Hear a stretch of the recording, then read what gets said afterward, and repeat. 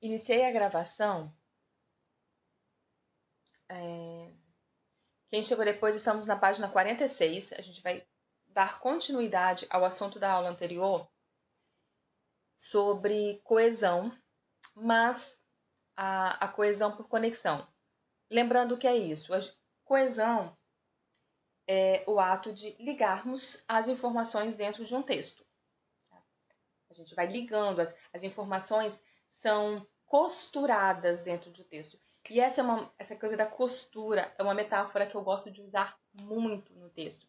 Por quê? Já devo ter falado isso em outros momentos para vocês. A palavra texto tem a mesma origem que a palavra tecido. Elas têm a mesma origem. Né? Tessitura. O que é o texto? Essa costura. Tá? Essa costura. Se num tecido nós temos fios entrelaçados, o tecido não é isso? Qualquer que seja o tecido, qualquer que seja o tipo de fio, nylon, lã, qualquer que seja o tipo de fio, eles se entrelaçam para formarem o tecido. O texto são palavras entrelaçadas. Eu vou interligando essas palavras para formar esse texto. Algumas palavras sustentam o texto como um todo e outras vão ligando, vão costurando. Mas da mesma maneira que quando eu pego um tecido e eu vou costurar uma roupa, eu penso na estrutura do fio, né? Eu não posso, por exemplo, misturar fios. Os fios, eles seguem um padrão de cor, de estrutura, né, de material. A mesma coisa no texto, eu preciso pensar nestes elementos todos. E aí vem a coesão. A coesão é justamente isso, entrelaçar as palavras de modo que eu tenha algo coerente, com sentido. Tá? Quando eu interligo, essa coesão ela pode vir de duas maneiras. A coesão das ideias, eu não posso sair jogando ideias de qualquer maneira. As ideias precisam estar de acordo, certo? Então, eu tenho a coesão de ideias e tenho a coesão estrutural, quando eu me detenho nas palavras, que é o que nós estamos vendo agora. Não estamos trabalhando com a coesão de ideias, estamos trabalhando com a coesão estrutural, a coesão por conexão, que utiliza alguns elementos. Vamos trabalhar com 3 nessa unidade. 3 elementos: preposição, conjunção e pronome relativo. São os únicos? Não. Sinônimos podem funcionar a partir do momento que eu uso uma palavra e ela é sinônima de uma que foi citada anteriormente, com isso eu retomo a palavra anterior, eu estou estabelecendo uma coesão. Tá? Pronomes demonstrativos, este, esse, ou seja, eu vou retomar, eu vou antecipar um elemento, são elementos de coesão também. Então, existem alguns elementos de coesão, mas o foco nesta unidade são 3. Vou repetir: preposição, conjunção e pronome relativo. A gente vai começar com preposição. Tá? É importante, não esqueçam, mecanismos de coesão estão na competência 4 da redação do Enem. Competência 4 ela vai avaliar exatamente o processo de coesão no seu texto, ou seja, são 200 pontos. Cada coesão vale 200 pontos. São 200 pontos do seu texto sendo avaliados em relação a isso, em relação à coesão. Certo? Então, vamos lá. Aqui no início, ele tem um texto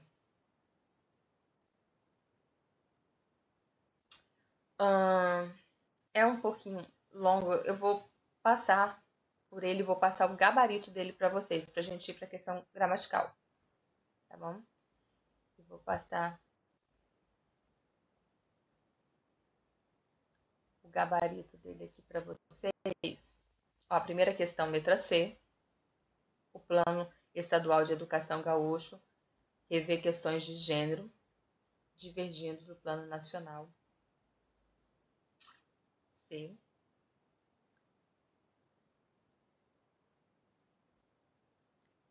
Essas outras como vocês ainda vão me enviar, não é? Vocês têm que me enviar ainda, eu não vou passar essas aqui. Porque eu quero chegar neste ponto aqui. Relação de sentido. Causalidade. Qual palavra eu uso para determinar isso? Como? Então, eu terei as preposições. Vou repetir. As outras aqui eu não estou passando para vocês, porque eu havia colocado lá para vocês me enviarem. Certo? Vejam aqui. Olha as palavrinhas que ele vai colocar aqui. Com, que. Olha a alternativa aqui. Já que, porque. Gente, isso faz toda a diferença no texto. Um embora diz uma coisa, um portanto diz outra coisa. Eu não posso escolher as palavras aleatoriamente, eu preciso escolher dentro de um sentido, dentro de uma lógica, dentro de um padrão, ok? E com isso a gente vai dar início à preposição. Preposições são palavras que ligam outras palavras. Eu vou ter conjunção. Mais à frente, conjunções são palavras que ligam orações. Mas preposições são palavras que ligam outras palavras. A questão é, eu não ligo somente por ligar. Eu ligo estabelecendo um sentido.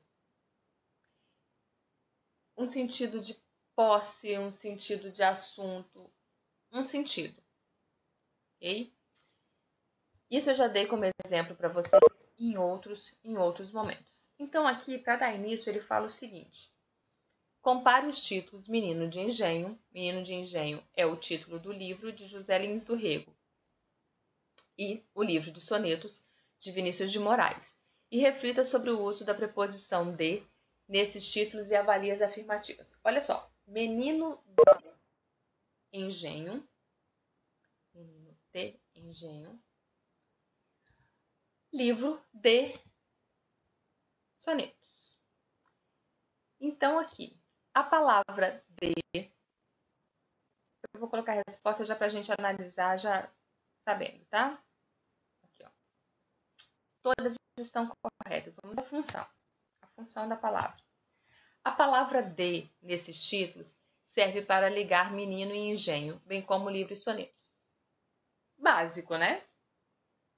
Na cara. Básico, isso aí. Liga essas duas palavras. Então, já tenho aí preposição. Porque repara o seguinte. Menino e engenho não são orações, são palavras. São duas palavras sendo ligadas por uma outra palavra. Preposição. Número 2.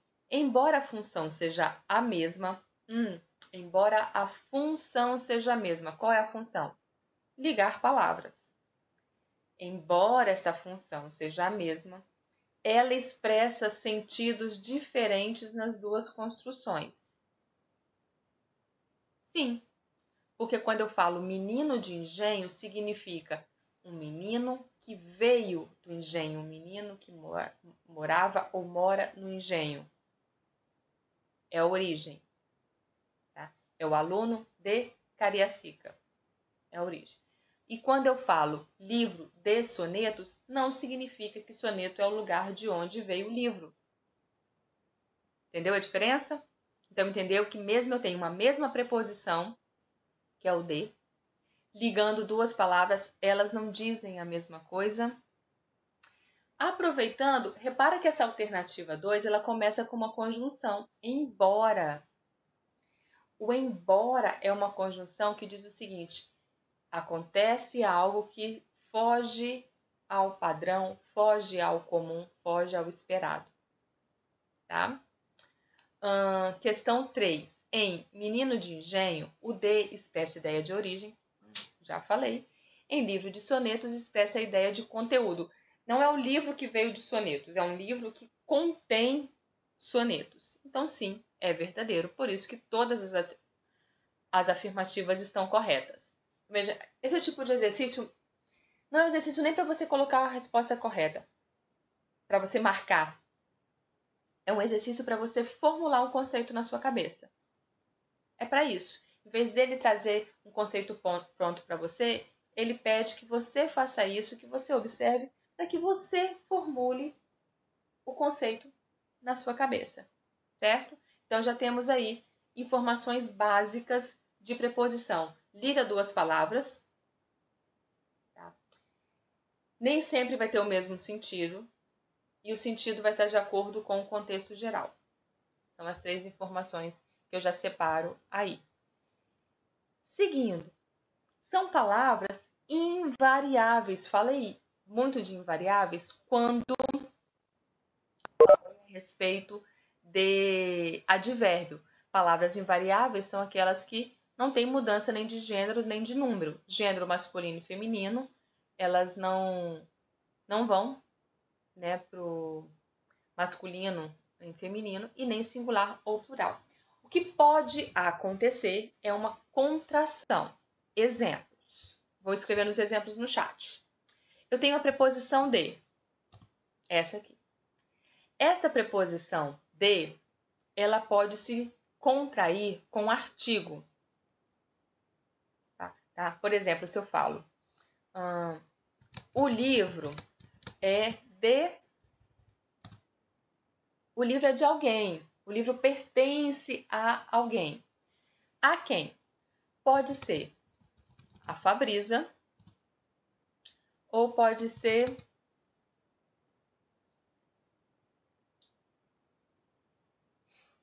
o nome de um professor no masculino.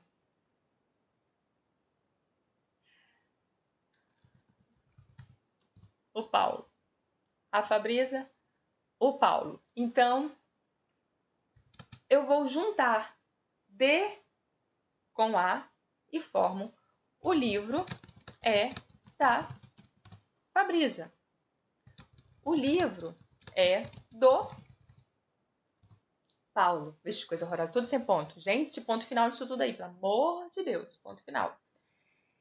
Olha só. O da e o do são contrações. Gente, a preposição está ali dentro.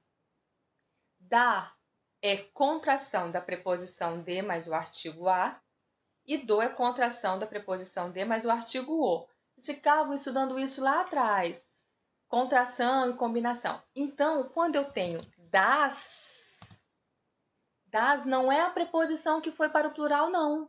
Viu? Cuidado com isso. Das é de mais as. O que foi para o plural foi o artigo as. O de continua. Certo? Então, quando eu tenho do, eu tenho preposição de. Em este lugar. Em mais este, neste. Neste é contração da preposição em mais o pronome este. Daquela. Daquela é de mais aquela. A preposição de continua ali invariável. Quando eu passo de daquela para daquelas, para daquele, quem sofreu a variação não foi a preposição, foi o pronome, viu? Tome cuidado, isso pode virar uma pegadinha para vocês no exercício. Se a pessoa não parar para pensar, tá, vai assim, deste, eu tenho destes, olha aí, tá no plural, destes. O que está no plural é o pronome este, como estes. Ok? Falando nesta questão, está associado, vocês têm acompanhado a discussão que estão fazendo sobre linguagem neutra? Vocês são mais conectados do que eu, então é provável que vocês saibam disso muito mais do que eu. Essas coisas que vocês sabiam, eu tinha certeza que você ia falar que sim. Vocês são muito mais conectados. Vocês têm Twitter, né? E eu sei que está uma discussão muito grande no Twitter sobre isso. Então, eu ainda estou tentando formar uma opinião a respeito disso, Yasmin. Não sei, achei que você saberia. Você já tem opinião formada sobre isso? Eu gostaria muito de ouvi-los. Tem uma certa relação com o que a gente está falando aqui. Para o pessoal que está por fora do contexto, porque ser intelectual. Também porque ela é curiosa. Ela é curiosa. Normalmente as pessoas. Não, isso é um elogio, viu? Falar que a pessoa é curiosa. Não é curiosa na vida dos outros, curiosa no que está sendo dito, curiosa no porquê das coisas. E eu acho legal, gosto muito, admiro muito pessoas curiosas, assim, viu? Para quem está por fora da discussão, estão fazendo uma proposta de linguagem neutra. Pela linguagem neutra, por exemplo, você não fala o dela, dele. Viu, né? Não é o dela ou dele, né? É o dele. Obrigada, obrigado, obrigade, tá? Neutra. Então, eu não sei se não sei se é verdade ou não, porque na internet hoje também eu recebi muito recente, não tive tempo ainda de pesquisar, mas eu recebi uma postagem, eu vi uma postagem de que uma escola do Recife estavam trabalhando já para os alunos esse tipo de linguagem. Então, ao ensinar para os alunos, ensinar a variação de gênero masculino e feminino, isso está sendo ensinado também. Isso não está na gramática, não está. E a discussão entra na gramática ou não. Eu confesso que eu ainda não tenho opinião formada sobre isso. Eu acho que é uma discussão. A própria literatura, que até agora eu não vi ninguém da linguística mesmo falando sobre. Não achei ninguém que fosse da linguística. Eu vejo vídeos assim, vejo vídeos de pessoas que não são da linguística. Vou procurar esse daí. Até comentei com umas amigas hoje que são da linguística para ver o que acham. Porque o que eu penso é o seguinte, gente. Eu acho que essa discussão é uma discussão bem mais ampla. Bem mais ampla, que a língua sempre teve essa questão masculino e feminino, e o masculino sendo privilegiado, a gente sempre teve isso. A gente vê, por exemplo, que... Obrigada, Rita, vou procurar. A gente vê, por exemplo, que desde lá das séries iniciais, você passa a palavra pro feminino, né? Aqueles exercíciozinhos que fazia na escola, passe para plural e passe para o feminino, ou seja, a palavra já existe no masculino. Primeiro ela é uma palavra masculina e depois você passa para o feminino. O que eu penso hoje é até que ponto, às vezes eu fico muito preocupada da discussão ficar somente num aspecto e não se tornar algo que deva realmente ser discutido no sentido maior. Um vídeo que eu vi, a pessoa defendia isso, a pessoa falava somente a respeito de pronomes e dessas contrações. Por isso que eu lembrei aqui de falar com vocês. Falava dos pronomes somente. Mas se a gente pensar, não vai ficar só no pronome. Teria que ir para tudo. Por exemplo, os substantivos. Advogado e advogada. As profissões todas. Médico, médica. A gente teria que ter também uma terceira palavra para isso também. Adjetivos. Lindo, linda. Teríamos que ter também uma terceira palavra. Então, aí eu pensei, pelo menos o vídeo que eu vi, a pessoa falava somente no caso de artigos e de pronomes. Ficando só no artigo e no pronome não é suficiente. Se vai haver uma mudança, tem que ser no vocabulário como um todo. Como um todo. Substantivos e adjetivos também, né? Então, é uma mudança grande. Aí, a minha preocupação é o seguinte: o povo não deu conta ainda de aprender nem a mudança de acentuação gráfica do novo acordo ortográfico.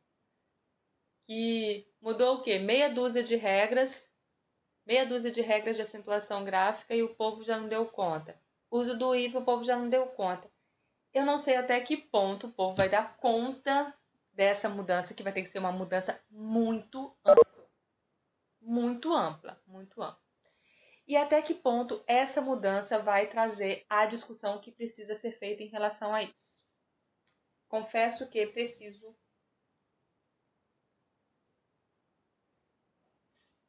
Sim, como tudo. Não, mais do que a língua já mudou, né, gente? Né? A língua é viva, ela muda muito. Então, há a possibilidade dela mudar? Sim. Sim. Isso, qualquer língua pode sofrer mudanças ao longo do tempo. Mas, às vezes, a minha preocupação é se isso vai ficar só. Por exemplo, vai vir uma discussão gramatical. As redes sociais vão ficar nessa discussão gramatical. E aí o assunto mesmo do respeito, tal, que precisa ser discutido, da questão de gênero mesmo, vai ficar em segundo plano. Sabe? Eu fico pensando nisso. Um ótimo tema de redação. Já estou pensando em montar alguma coisa com este tema. Sabe? E até que ponto eu vou ficar na linguagem e a discussão se fecha aí e a questão do gênero mesmo não. Sabe? Na verdade, essa discussão, se a gente pensar bem, ela começou lá com a história do presidente e presidenta, né? E guardadas as devidas proporções, né? Mas a discussão do gênero na linguagem, né? A questão de gênero na linguagem, essa discussão começou lá, quando a Dilma foi eleita e ficou a questão se falava presidente ou se falava presidenta. Né? Ó, o caso de vocês mesmo, aluno, aluna. Aluno, aluna, aluno.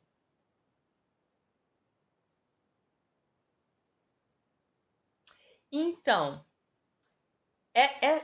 essas questões assim são coisas que a gente já procura fazer às vezes, assim, né?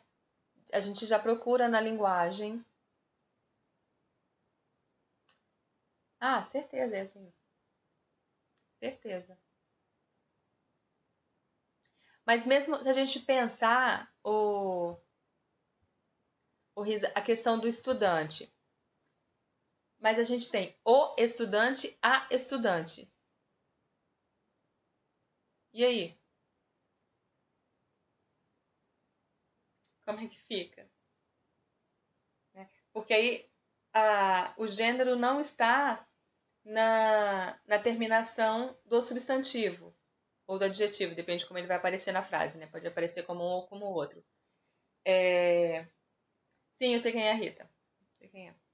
Então, o gênero não vai aparecer não na palavra, vai aparecer no artigo. Aparece no artigo, que está antes. É muito complexa. É muito complexo. Muito. Tanto, eu fiz essa pergunta hoje num grupo de linguística, assim, eu tinha professor de linguagem e nenhum conseguiu. Até porque a gente vê ainda todos os processos complicados quando se pretende trazer algo novo para a gramática, né, gente? Toda vez que o novo acordo, que foi algo, né, mundial, todos os países de língua portuguesa já foi difícil do jeito que foi, calcula, né? Mas enfim, depois o que eu quero pesquisar é se a escola lá de Recife se está ensinando isso mesmo, se é alguma fake news. Vamos acompanhando, é interessante acompanhar a discussão. Sabe por quê? Antes de qualquer coisa, antes de você pensar assim, concordo, discordo, antes de qualquer coisa, é uma discussão que nos faz pensar em diversos aspectos. Nos faz pensar em função de linguagem, sabe? A questão de estrutura, a própria questão de gênero. Então, ficar atento a esse tipo de discussão já é interessante para manter a gente ligado em muitas coisas, tá?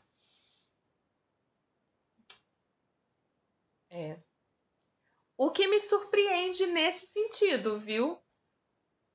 Yasmin, eu vou te dizer, como alguém que morou 7 anos no Nordeste, esta questão, isso me surpreende, sabe? Surpreende bastante, mas enfim. Enfim. Vamos à tirinha. Deixa eu baixar aqui, porque eu coloco as coisas aqui na frente. Bate-papo. Tirinha. Então, vamos lá, hein? Se mantenham ligados aí na discussão sobre a linguagem neutra. Vamos pensar sobre ela.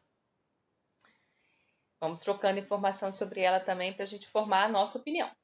Né? 7. Este é o meu trabalho sobre a importância de saber ler. Se você não sabe ler e recebe uma carta de amor, você não vai saber o que está escrito nela. Isso seria muito triste, apesar de que, no final das contas, também poderia evitar um monte de problema. Ela é sempre muito radical. Letra A, você concorda com a ideia de que não saber ler evitaria muitos problemas? Às vezes dá vontade, não dá, gente? É claro que de forma alguma eu não gostaria de saber ler. Mas assim, é só no nível da brincadeira mesmo, que às vezes dá vontade de não saber. Porque às vezes a gente lê umas coisas que dá vontade de fingir que a gente não sabe ler, né? Dá vontade de fingir. Olhos sangram. Porra, essa. Depois eu vou mandar um texto para vocês. Ler devia ser proibido. Esse texto é show de bola. Show de bola. Acho que eu nunca passei ele para vocês, não, né? Ler devia ser proibido. Esse texto é show para vocês. Letra B. Observe o emprego da preposição sobre no primeiro quadro. Assinale a relação estabelecida pela preposição no contexto da tira. Assunto. Muito fácil. É uma questão muito fácil. O que ela quer de você? Ela quer que você perceba realmente. Travou todo mundo?